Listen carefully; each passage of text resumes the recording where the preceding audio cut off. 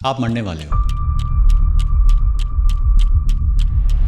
थोड़ा अजीब लगता है सुनने में, लेकिन ये रियलिटी है। एक दिन सब खत्म हो जाएगा, आप, मैं, हम सब।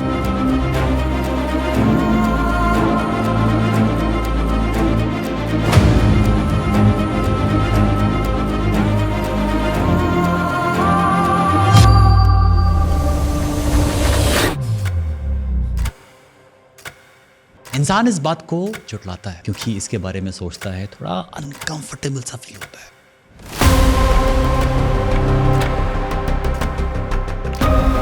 बट ये उतना ही सच है जितना ये सवाल कि जब तक बॉडी में सांस है तब तक आप कैसे जी रहे हैं। जिंदगी में दो रास्ते होते हैं। पहला मीडियोक्रिटी का, वो लाइफ जहां आप बस टाइम गुजारते हो, सुबह उठते हो, काम करते हो और रात को थक हार कर सो जाते हो और अगली सुबह फिर वही सेम रूटीन फॉलो करते हो, ये जानते हुए भी कि आपके अंदर टैलेंट है, पोटेंशियल है, आप उसे यूज नहीं करते क्योंकि आप सोचते हो यार मैं कर तो सकता हूं पर बाद में करूंगा, और वो बाद में कभी नहीं आता। दूसरा रास्ता है एक्स्ट्रॉर्डिनरी होने, वो लाइफ जहां आप अपनी कहानी खुद लिखते हो, सिर्फ सोच कर नहीं बल्कि करके दिखाते हो, जहां आप अपने काम, एनर्जी और डेडिकेशन से इम्पॉसिबल को पॉसिबल बनाते हो। लोग आपको नोटिस करते हैं क्योंकि आप अलग हो, एक्स्ट्रॉर्डिनरी हो। ये वीडियो सबके लिए नहीं है, ये उनके लिए है जो मीडियोकर लाइफ नहीं बल्कि एक्स्ट्रा ऑर्डिनरी लाइफ जीना चाहते हैं, जो जानते हैं कि उनके अंदर कुछ बड़ा है, जो कंफर्ट जोन से बाहर निकलते हैं और अपने सपनों को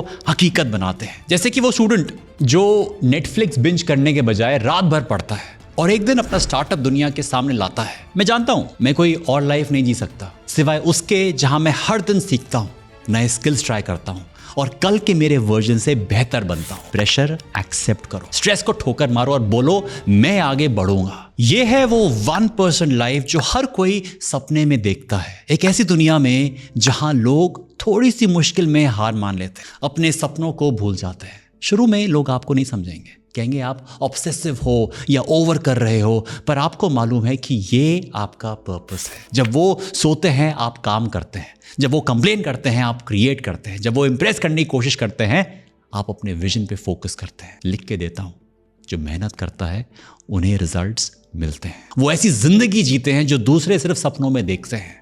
बस पेशेंस रखिए, कमिटमेंट पकड़िए और डायरेक्शन क्लियर रखिए। एंड इस वीडियो में आपको यही सब सिखाया जाएगा कि कैसे कुछ सिंपल हैबिट्स आपकी प्रोडक्टिविटी डबल कर सकते हैं, कैसे सोच बदल सकते हैं, बड़े से बड़े डिसीजन लिए जाते हैं और कैसे अपने सपनों को छोटे छोटे स्टेप्स लेके हकीकत बनाया जाता है, ताकि आप वो आउटस्टैंडिंग लाइफ जी सकें जो दुनिया में सिर्फ 1% लोग जीते हैं। तो चलिए शुरू करते हैं। Step number 1, abstract, don't accumulate. बात बेहद सिंपल है। जो लोग लाइफ में कुछ एक्स्ट्राऑर्डिनरी करते हैं वो हर चीज नहीं सीखते, उनके सोचने का तरीका भी अलग होता है। उनको सब कुछ नहीं आता, उन्हें बस ये क्लैरिटी होती है कि क्या इंपॉर्टेंट है। बट आपकी प्रॉब्लम क्या है मालूम? आपको रोज कुछ ना कुछ सीख रहे हो, यूट्यूब पे वीडियो से, पॉडकास्ट से, रील से, बुक से। ये सब होने के बाद आपको ग्रोथ फील नहीं होती क्योंकि आप सब कुछ सीखने की कोशिश करते हो और ज्यादा इंफॉर्मेशन से दिमाग ओवरलोड हो जाता है और एक्शन घट जाता है। लेकिन एक्स्ट्राऑर्डिनरी लोग ऐसा नहीं करते, वो सिर्फ एक स्किल चूज करते हैं, उसमें डेप्थ तक जाते हैं, उसके बारे में बार बार प्रैक्टिस करते हैं, उसका कोर समझते हैं, एब्स्ट्रैक्ट करते हैं। एब्स्ट्रैक्शन क्या होता है? कॉम्प्लेक्स चीजों को सिंप्लीफाई करके उसका असली एसेंस समझना, फिर उस एसेंस को अलग अलग सिचुएशंस में अप्लाई कर पाना। फॉर एग्जांपल, मान लो आपको अपने आइडियाज ऑफिस मीटिंग में क्लियरली पिच करने में दिक्कत होती है, तो आप डिसाइड करते हो मुझे ना पब्लिक स्पीकिंग सीखनी है। आप क्या करते हो? हर स्पीच याद नहीं करते, बल्कि ये समझ जाते हो कि सही से कैसे बोला जाता है। आप रोज थोड़ी थोड़ी प्रैक्टिस करते हो, कभी ऑफिस में प्रेजेंटेशन देके, तो कभी मिरर के सामने बोल के।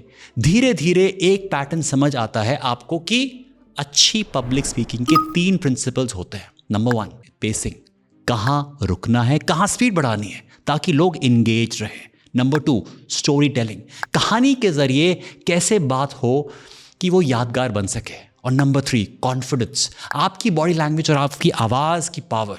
फिर एक दिन आप प्रेजेंटेशन देते हो और लोग कहते हैं क्या बात है। लेकिन ये सिर्फ एक प्रेजेंटेशन नहीं थी, आपने एक स्किल का एसेंस समझ लिया था जिसे आप हर सिचुएशन में अप्लाई कर सकते हो। Job, interview, negotiation, YouTube videos, team meeting, यानी आप स्किल को याद नहीं कर रहे थे, आप समझ गए थे कि ये कैसे काम करता है। तो शुरू कैसे करें? नंबर 1, खुद से पूछो, मैं नेचुरली किस चीज में अच्छा हूं, किस स्किल में मैं फ्लो फील करता हूं।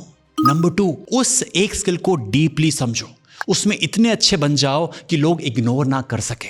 लेकिन गलती जो कई लोग करते हैं, वो कहते हैं कि मुझे अपना पैशन ढूंढना है। अरे भाई, पैशन कोई ऐसी चीज नहीं जो जंगल में छुपी हो। आप पैशन नहीं ढूंढते, आप एक्सीलेंस ढूंढते हो। जब आप किसी चीज में जेन्युइनली अच्छे हो जाते हो और लोगों को उससे वैल्यू मिलती है, आपको अप्रिसिएशन मिलता है, तो वही काम आपका पैशन बन जाता है। सो एक्यूमुलेट मत करो, एब्स्ट्रैक्ट करो। सब कुछ सीखने की जरूरत नहीं है, सिर्फ एक चीज डीपली समझ लो, उसके प्रिंसिपल्स को समझो और उन्हें हर नए स्किल में आजमाओ। बड़ा सवाल आता है कि दिवस कैसे डिसाइड करें कि किस चीज पे टाइम और एनर्जी लगाएं, और ये ले जाता है आपको स्टेप नंबर 2 की तरफ। स्टेप 2 है चूज योर बैटल्स वेल। बात सीधी है, जो आउटस्टैंडिंग लोग होते हैं वो ज्यादा काम नहीं करते, वो सही काम करते हैं। अक्सर लोग सोचते हैं कि एक्स्ट्राऑर्डिनरी लोग 10 प्रोजेक्ट संभालते हैं, मल्टीटास्किंग में एक्सपर्ट होते हैं, लेकिन सर बताऊं, इससे बिल्कुल उल्टा होता है। जो टॉप परफॉर्मर्स होते हैं वो एक चीज पे लेजर फोकस रखते हैं। उन्हें पता होता है कि उनका टाइम और एनर्जी लिमिटेड है, जिसे सोच समझ के यूज करना है। आपका फोकस भी एक लिमिटेड रिसोर्स है। मान लो आपके पास 100 एनर्जी पॉइंट्स हैं, अगर आप उनको 10 चीजों में डिवाइड कर दोगे तो हर जगह आउटपुट कम ही मिलेगा। लेकिन अगर वही 100 पॉइंट्स आप सिर्फ एक चीज पे डाल दोगे तो इम्पैक्ट 10x हो सकता है। यही होता है कंपाउंडिंग ऑफ फोकस। जब आप एक डायरेक्शन में कंसिस्टेंटली फोकस करते हो तो आपकी ग्रोथ लीनियर नहीं, एक्सपोनेंशियल हो जाती है। यानी ज्यादा काम मत करो, सही काम करो। अब डिसाइड कैसे करें कि सही क्या है कि नहीं? यहां आता है एक golden rule, Pareto principle, 80-20 rule. यानी 80% रिजल्ट्स आते हैं आपके सिर्फ 20% एफर्ट से। हर काम, हर गोल, हर डिसीजन, सिर्फ एक सवाल पूछो, कौन से 20% एक्शंस मुझे 80% रिजल्ट्स देंगे? जैसे ही आप आइडेंटिफाई कर लेते हो, आपका फोकस लेजर शार्प हो जाता है, डिस्ट्रैक्शंस हट जाते हैं, क्लैरिटी आ जाती है। सोचो जरा, जब सब लोग बिजी हैं हर चीज करने में, आप बिजी हो इंपॉर्टेंट चीज करने में, वही आपको डबल स्पीड से आगे ले जाता है, क्योंकि आप बना रहे हो खुद को एक एरो जो सीधा टारगेट पे जाके लगता है। जब आप अपने बैटल्स वाइजली चूज करते हो, आपकी प्रोग्रेस लीनियर नहीं रहती, एक्सपोनेंशियल हो जाती है। यानी हर किसी से लड़ना जरूरी नहीं होता, सिर्फ उस जगह लड़ना है जहां जीत के कुछ मायने हैं। तो क्या करें प्रैक्टिकल? जब भी कुछ नया स्टार्ट करने जाओ, बस एक सिंपल सवाल खुद से पूछो, क्या ये वो 20% काम है जो मेरी लाइफ का 80% बदल सकता है? अगर जवाब हाँ, तो जाओ फुल फोकस के साथ करो। अगर नहीं है तो ड्रॉप कर दो और ढूंढो कोई नया काम। और जब आप ये क्लैरिटी के साथ आते हो ना कि क्या करना है और क्या नहीं करना है, तो आपके अंदर डेवलप होती है एक ऐसा विजन जो सबके पास नहीं होता, फ्यूचर देखने की क्लैरिटी। और यही ले जाता है आपको अगले स्टेप की तरफ। Number 3, be a hyper optimist with clarity. एक ना अजीब सा पैराडॉक्स है एक्स्ट्राऑर्डिनरी लोगों का। सोचते हैं पोएट्स की तरह, इमेजिनेशन से भरपूर, और काम करते हैं इंजीनियर्स की तरह, कैलकुलेशन और एग्जीक्यूशन के साथ। उनके ड्रीम्स बड़े होते हैं, लेकिन उनके एक्शंस और भी बड़े होते हैं। विजन जो दिख रहा है उससे आगे क्या सोचते हैं वो। जहां दुनिया प्रॉब्लम देखती है, वहां वो अपॉर्चुनिटी देखते हैं। और जब सब कहते हैं ना ये मुश्किल है, वो कहते हैं ये पॉसिबल है। उनके पास होता है एक हाइपर ऑप्टिमिस्टिक विजन जो उनका सिर्फ फ्यूचर नहीं बनाता, बल्कि दूसरों को भी इंस्पायर करता है उस फ्यूचर में बिलीव करने के लिए। उनका फेथ कंटेजियस होता है। वो टीम्स बनाते हैं, लोगों को मोटिवेट करते हैं, सबसे टफ मोमेंट्स में भी होप जिंदा रखते हैं। और यही बनाता है उनको नॉर्मल लोगों से अलग। अब आप सोच रहे होंगे कि दिवास, मेरे पास भी तो बड़े बड़े ड्रीम्स हैं, फिर भी मेरी प्रोग्रेस स्लो है। सिंपल है, सपना होना जरूरी है लेकिन काफी नहीं है दोस्त। आउटस्टैंडिंग लोगों की हिडन क्वालिटी होती है, उनका विजन होता है हाइपर ऑप्टिमिस्टिक, लेकिन उनका वर्क एथिक होता है हाइपर रियलिस्टिक। ये लोग सपने देखते हैं पर साथ ही मेहनत भी करते हैं रोज। ये प्लानिंग में अटकते नहीं है, एक्शन में जीते हैं। हालांकि एक छुपी हुई इनसिक्योरिटी भी होती है इनके अंदर, क्या मैं कर पाऊंगा? ये डर उन्हें मेहनत करने पर मजबूर करती है। वो बाद में करेंगे वाले लोग नहीं होते, उन्हें प्रोक्रेस्टिनेशन से नफरत होती है। वो सेटिस्फाई तब होते हैं जब उनके एक्शंस रिजल्ट्स में बदलते हैं। एक कोट याद रखना, pessimist complains about the wind, optimist hopes it will change, but the realist adjust the sails. William George W ने कहा था। एक्स्ट्रॉर्डिनरी लोग वही रियलिस्ट होते हैं जो हवा का इंतजार नहीं करते बल्कि अपनी डायरेक्शन बदल लेते हैं। उनका लाइफ मंत्र होता है think big, start small, act now. मैं भी यही करता हूं। जब आइडिया आए तो अभी, क्योंकि कोई परफेक्ट मोमेंट नहीं होता, कोई रेडी होने का दिन नहीं होता, सिर्फ एक वक्त होता है अभी, और इसी अभी से ही रियल प्रोग्रेस शुरू होती है। लेकिन एक इनविजिबल बैरियर होता है, कहीं ना कहीं होता है, जो सब कुछ होने के बाद भी आपको रोक लेता है। आपका विजन क्लियर हो, आप एक्शन ले रहे हो, आप मेहनत भी कर रहे हो, फिर भी कुछ तो है जो रोक लेता है। डीप इनसिक्योरिटी, वही इनसिक्योरिटी जो आपको सेल्फ डाउट में डालती है, आपके पोटेंशियल को चुरा लेती है, और उस इनसिक्योरिटी से निकलना ही ले जाता है आपको नेक्स्ट स्टेप पर। स्टेप नंबर 4, डीप इनसिक्योरिटी से रियल कॉन्फिडेंस। कभी नोटिस किया है आपने, जब आप किसी कॉन्फिडेंट सक्सेसफुल इंसान को देखते हो तो लगता होगा ना कि यार सब सॉर्टेड है इसकी लाइफ में, सेल्फ बिलीफ है, लाइफ में सुकून है, क्लैरिटी है। लेकिन सच ये है जो आप देख रहे हैं वो रिजल्ट है, प्रोसेस नहीं। उसके पीछे pain, rejection, insecurity, self doubt, failure सब होता है हर दिन का। बस वो लोग उन चीज़ों से छुपते नहीं हैं, उनसे लड़ते हैं, समझते हैं और खुद को अपग्रेड करते हैं। फर्क कहाँ होता है? ऑर्डिनरी लोग इनसिक्योरिटी से बचने की कोशिश करते हैं, एक्स्ट्राऑर्डिनरी लोग इनसिक्योरिटीज को टूल बना लेते हैं। उन्होंने अपने डार्क साइड का सामना किया होता है और वही उनकी रियल स्ट्रेंथ बन जाती है। और फिर एक पॉइंट आता है जब आप उन सब लोगों से आगे निकल जाते हो जिन्होंने आप पे डाउट किया था, आपको इग्नोर किया था, और तब आप सोचते हो कि मैं तो सबको प्रूव करने में लगा था, और आज जब प्रूव हो गया है तो क्या करूं? यही होता है रियल शिफ्ट। पहले मैं सबको दिखा दूंगा, ये ईगो थी। बाद में मैं कुछ मीनिंगफुल बनाऊंगा, ये है पर्पस। यही ट्रांजिशन पॉइंट होता है, ईगो से पर्पस का, फियर से फेथ का, प्रूविंग से कंट्रीब्यूटिंग का। और रियल कॉन्फिडेंस का बात है पता है, जब आप अपनी वल्नरेबिलिटीज छुपाते नहीं, उन्हें एक्सेप्ट करते हो, और वही बन जाती है आपकी स्ट्रेंथ। रियल कॉन्फिडेंस ये नहीं कि आप गलती नहीं करते, बल्कि ये है कि आप गलती से डरते नहीं। और जब आप प्रिटेंड करना छोड़ देते हो ना, अपना रियल सेल्फ दिखाते हो, तभी मिलती है रियल पीस, रियल स्ट्रेंथ और रियल कनेक्शन। पर एक सवाल ये भी है कि आपकी इनसिक्योरिटी आई कहां से? उसका जवाब मिलेगा आपके पास्ट में। Yes, step number 5, past is power. लोग कहते हैं अपने पास्ट को भूल जाओ यार, हो गया जो हो गया। पर सच क्या है? एक्स्ट्राऑर्डिनरी लोग अपने पास्ट से भागते नहीं हैं, वो उसे फ्यूल बनाते हैं। उनका पास्ट ही रीजन होता है, उनके वाई के पीछे होता है एक नेवर अगेन मोमेंट, एक ऐसी याद, एक ऐसी जगह, एक ऐसा फेज जहां वो दोबारा कभी नहीं जाना चाहते। 2 तरह के विजन होते हैं दोस्त। नंबर 1, विजन जो आप बनाना चाहते हो, सक्सेस है, फ्रीडम है, लग्जरी है। और दूसरा है एंटी विजन, जो आप कभी दोबारा नहीं जीना चाहते, स्ट्रगल है, पेन है, हेल्पलेसनेस है। और सच ये है कि एंटी विजन ज़्यादा पावरफुल होता है। क्यों? साइंस भी यही कहता है। डैनियल कैनेमन, नोबेल प्राइज विनर के अकॉर्डिंग, लोग लॉस से ज़्यादा डरते हैं बजाय फ़ायदे से होने वाली खुशी के। यानी 100 रुपये मिलने की खुशी कम लगती है, 100 रुपये खोने का दर्द ज़्यादा लगता है। नवल रविकांत जी कहते हैं कि the greatest motivation isn't what you are chasing, it's about what you are running away from. यानी पहाड़ की चोटी पे पहुंचना एक गोल हो सकता है, बट वैली की ठंड से बचना एक ज़रूरत है। वही ज़रूरत बन जाती है डिसिप्लिन का रीज़न, फोकस का इंजन और एक्शन का एक्सीलरेटर। मैं खुद जब पुरानी जगह जाता हूँ नॉस्टैल्जिया आता है, पर इस साथ ही एक चुभन भी होती है। मैं आगे इसलिए बढ़ा हूँ ताकि मुझे उस जगह वापस नहीं जाना पड़े जहाँ से निकला था। वही फीलिंग मुझे पुश करती है रोज़ उठने के लिए, चलने के लिए, कुछ बड़ा काम करने के लिए। लेकिन एक दिक्कत है, पास्ट से आई मोटिवेशन रोज नहीं जागती।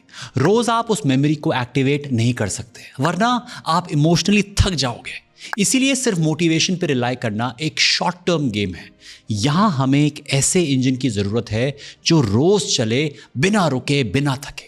एक ऐसा इंजन जो मोटिवेशन से भी ज्यादा स्ट्रांग हो और लॉन्ग टर्म तक सस्टेनिंग हो। उसके लिए है step number 6, fall in love with repetition. अगर आउटस्टैंडिंग बनना है ना, तो सबसे पहला काम क्या करो, रेपिटेशन से प्यार करना सीखो। जो काम सबको बोरिंग लगता है, जो चीज सबको ओफ अरे यार रोज सेम का सेम रूटीन है, इसको ब्रेक करना है। क्योंकि एक्स्ट्रॉर्डिनरी लोग उसी में मास्टरी करते हैं। क्यों? क्योंकि वो उस चीज को इतनी बार कर चुके होते हैं कि अब वो काम स्ट्रगल नहीं, हैबिट बन चुका होता है। ऑर्डिनरी लोग हर सुबह सोचते हैं कि आज करूं या नहीं करूं, थोड़ा सा ना और सो लेता हूं, अच्छा कल से पक्का करूंगा। बट एक्स्ट्रॉर्डिनरी लोग सिस्टम बना लेते हैं। उनका रूटीन इमोशन पे डिपेंड नहीं करता। जैसे जिम जाना है तो जाना है, वॉक करना है, जल्दी उठना है, कोई काम करना है, उनके लिए सब कोई डेली बैटल नहीं है, बल्कि ये सब उनके लिए काम ही नहीं होते। मन नहीं कर रहा, ये लाइन उनकी डिक्शनरी में होती ही नहीं है। और जब एनर्जी लो होती है तो वो सिस्टम ही उनका बैकअप बैटरी बन जाता है। फॉर एग्जाम्पल, कोई अगर जिम जाता है 5-6 दिन हफ्ते में, रोजाना 10 से 12 हज़ार स्टेप्स भी लेता है, कोल्ड शावर्स लेता है, मूवमेंट है, मॉर्निंग रूटीन है, सब कुछ है, तो ऑनेस्टली ना कुछ फील ही नहीं होता है उसको। क्योंकि ये सब इतना रिपीट हो चुका होता है कि अब डिसीजन लेने की जरूरत ही नहीं पड़ती। रेपिटेशन उसको खुद ही कह देता होगा कि चल भाई चल, जिम जाना है। 99% लोग क्या करते हैं पता है? अपनी एनर्जी लगाते हैं एक्सक्यूज बनाने में, ओवर थिंकिंग में, प्लानिंग में। और वो 1% क्या करते हैं? एक बार डिसाइड करते हैं, फिर एक काम को बार बार करते हैं। और जब उन्हें रेस्ट चाहिए होता है तो क्या करते हैं? तो वो भी सिस्टम के अंदर होता है। रिकवरी भी प्लान होती है ताकि कंसिस्टेंसी का रिदम ना टूटे। रिजल्ट? कोई कंफ्यूजन नहीं, कोई लेजीनेस नहीं, कोई कल से लूप नहीं, सिर्फ क्लैरिटी, रूटीन, रिजल्ट्स। ठीक है? लेकिन एक बात याद रखनी है, ऐसे रेपिटेशन का सिस्टम बनाने के लिए आपको कुछ छोड़ना पड़ता है, कुछ चीजें सैक्रिफाइस करनी पड़ती हैं। Comfort, time pass, approval, instant pleasure, और वही ले जाता है आपको नेक्स्ट स्टेप पे। Step number 7, which is exceptional results requires exceptional sacrifices. देखो, सबको लाइफ में सक्सेस चाहिए ना, सबको चाहिए पैसा, रिस्पेक्ट, फ्रीडम। लेकिन जब बोलते हो ना एक्सेप्शनल लाइफ, तो उसका मतलब होता है एक्सेप्शनल प्राइस। और ज्यादातर लोग वो प्राइस चुकाना ही नहीं चाहते हैं। सबको रिजल्ट चाहिए, लेकिन रात भर नेटफ्लिक्स भी देखना है, मॉर्निंग में बार बार स्नूज भी दबाना है, हर प्लान डिले भी करना है, और बोलना भी है कि मैं कुछ बड़ा करना चाहता हूं। वो होता नहीं है दोस्त। अगर सब नॉर्मल ही कर रहे हो तो लाइफ भी नॉर्मल ही रहेगी। जो लोग अलग लाइफ जीते हैं ना, वो एक चीज क्लियर रखते हैं, अगर मुझे सबसे अलग रिजल्ट चाहिए तो मुझे सबसे अलग सैक्रिफाइस भी करना पड़ेगा। सिंपल। वो हर वक्त रेडी रहते हैं, वॉर हो या पीस। वो अपना गेम स्लो नहीं करते, वो हर दिन डिसिप्लिन में रहते हैं, हर छोटी चीज पे ध्यान देते हैं, हर डिसीजन सोच समझ के लेते हैं। और एक और बात, सक्सेस होती है रेपुटेशन से। सक्सेस कभी एक दिन में नहीं मिलती, वो मिलती है रोज के छोटे छोटे काम से। एक सिंपल सी बात को समझो, मान लो आज ब्रश नहीं किया तो कुछ नहीं होगा, अगर 5 दिन नहीं किया तो कुछ दिक्कत होगी, दर्द शुरू हो जाएगा, और अगर 4 महीने नहीं किया तो दांत ही गया। दांत 4 महीने बाद नहीं गिरा था, वो तब गिरा था पहली बार जब आपने ब्रश स्किप किया था। बस टाइम के साथ इफेक्ट बाद में दिखे। यही होता है लाइफ में भी। इसलिए स्मार्ट लोग हर छोटी हैबिट देखते हैं, ये काम मुझे ऊपर ले जा रहा है या नीचे लेके जा रहा है, ये आदत मुझे ग्रो कर रही है या फिर स्लो कर रही है। वो परफेक्ट नहीं होते, लेकिन वो अवेयर होते हैं। लेकिन एक और परेशानी भी है इसमें, कभी कभी आप सब कुछ सही कर रहे होते हो, फिर भी प्रोग्रेस स्लो लगती है, क्योंकि आपके आसपास वाले लोग होते हैं लेजी, नेगेटिव या फिर टॉक्सिक, और वो आपसे आपका फोकस छीन लेते हैं। और इसी वजह से नेक्स्ट स्टेप बहुत इंपॉर्टेंट है। स्टेप नंबर 8 है stay away from lazy, negative and toxic people. See, अगर आपका एनवायरमेंट एवरेज है तो आप चाहे जितना भी ट्राई कर लो, आप एक्सेप्शनल नहीं बन सकते। सिंपल है। किसी ने कहा भी है कि इंसान अपने आसपास के 5 लोगों का ही मिक्स होता है, एवरेज होता है। मैं तो स्ट्रांग हूं, मुझे फर्क नहीं पड़ता। ये बोलना आसान होता है, पर सच ये है कि जो लोग आपके आसपास होते हैं वो साइलेंटली आपको शेप करते हैं, आप चाहे नोटिस करो या ना करो। वो 2 तरीके से ही होता है। पहला, जब आप ग्रो करने लगते हो ना, तो कुछ लोग डिस्टर्ब हो जाते हैं। क्यों?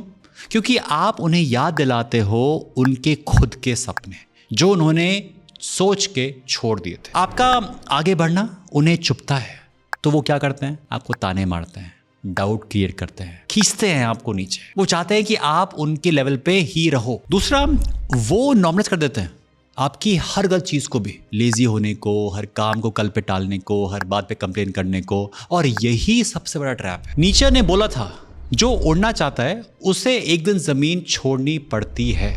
कई बार ये जमीन होती है आपके पुराने दोस्त, पुरानी सोच, पुराना सर्कल, जो कभी आपके लिए सही थे पर अब आपको रोक रहे हैं। अब सवाल यह है कि कैसे पता करें कौन सही है और कौन टॉक्सिक। बहुत सिंपल टेस्ट है। अगर किसी से मिलके लगता है कि हाँ एनर्जी मिली या फिर गई, लाइट फील हुआ या फिर हैवीनेस, इंस्पायर्ड लगे या फिर ड्रेन्ड, बस वही आंसर है।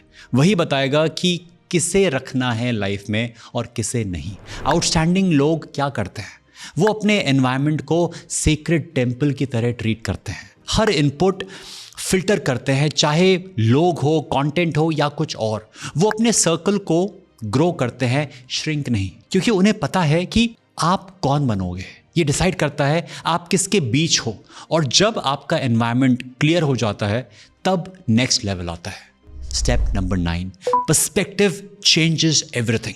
सच बात यह है, जिंदगी में हमेशा सब कुछ परफेक्ट नहीं होता। प्रॉब्लम्स आएंगी, फेलियर्स भी मिलेंगे, लेकिन फर्क पड़ता है इस बात से कि आप उन चीजों को देखते कैसे हो। एक सिचुएशन है, 2 लोग हैं, दोनों लोगों का जो रिएक्शन है वो अलग अलग है। एक के लिए वो प्रॉब्लम एक्सक्यूज बन जाती है और दूसरे के लिए वही same problem becomes an opportunity. फर्क सिर्फ सोच का होता है और वही सोच लाइफ की डायरेक्शन बदल देती है। आउटस्टैंडिंग लोग एक बात समझ गए होते हैं कि लाइफ इजी नहीं होती, लेकिन स्ट्रॉन्ग नजरिया हो तो हर मुश्किल इजी लगने लगती है। जैसे ब्रूस ली हमेशा कहते हैं, इजी लाइफ मत मांगो, ऐसी स्ट्रेंथ मांगो जिससे टफ लाइफ को भी हैंडल कर सके। ये लोग चैलेंजेस से डरते नहीं हैं।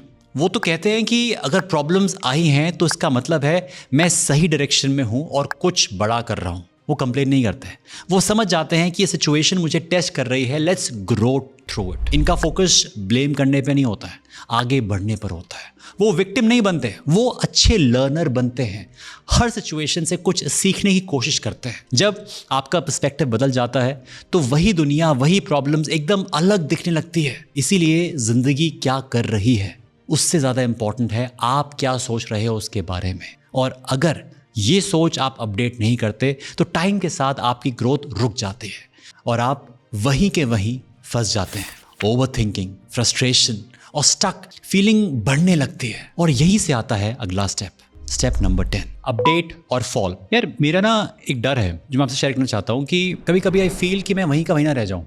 क्योंकि अगर हम लाइफ में आगे नहीं बढ़ रहे होते हैं तो हम ऑटोमेटिकली पीछे आ रहे होते हैं। और चाहे हमें लगे कि सब ठीक चल रहा है तो भी ऐसा होता नहीं है। जो लोग ट्रूली आउटस्टैंडिंग होते हैं ना, वो हमेशा एक चीज समझ के चलते हैं कि ग्रोथ कोई ऑप्शन नहीं है, वो उनका लाइफस्टाइल है। उनका हर दिन कुछ ना कुछ सीखने में, बेटर होने में निकल जाता है। ना इसलिए क्योंकि उन्हें सब कुछ चाहिए, बल्कि इसलिए क्योंकि उन्होंने खुद से एक वादा किया होता है कि वो अपना बेस्ट वर्जन बन के ही रहेंगे। एक बात याद रखिए, comfort zone is a danger zone. गलतियां असल में प्रॉब्लम्स नहीं है, लेकिन जब आप सोचने लगते हो ना कि बस सब ठीक है, अब ज़्यादा करने की क्या ज़रूरत है, वहीं से प्रॉब्लम स्टार्ट होती है। जो लोग जीतने के बाद आराम करने लगते हैं ना, वो वहीं के वहीं रुक जाते हैं। लेकिन जो लोग आउटस्टैंडिंग बनते हैं वो हर जीत के बाद खुद से सवाल पूछते हैं कि अब मुझे क्या इंप्रूव करना होगा, मैं नेक्स्ट लेवल पे जाने के लिए क्या सीख सकता हूँ। वो अपने आप को ना एक सॉफ्टवेयर की तरह यूज करते हैं। जैसे फोन ऐप्स होती है ना, अपडेट होती रहती है, ठीक वैसे ही उनका माइंडसेट भी रेगुलर अपडेट होता रहता है। क्योंकि उन्हें पता होता है कि जो लाइफ में ग्रो नहीं करते वो धीरे धीरे खत्म हो जाते हैं। लेकिन ये सब करने के लिए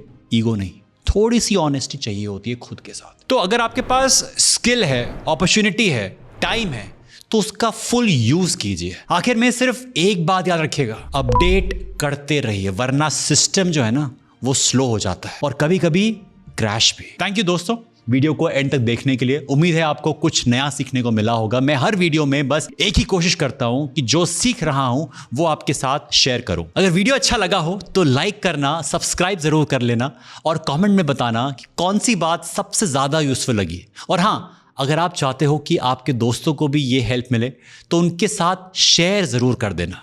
मिलते हैं अगले वीडियो में, तब तक स्टे ऑसम, स्टे प्रोडक्टिव।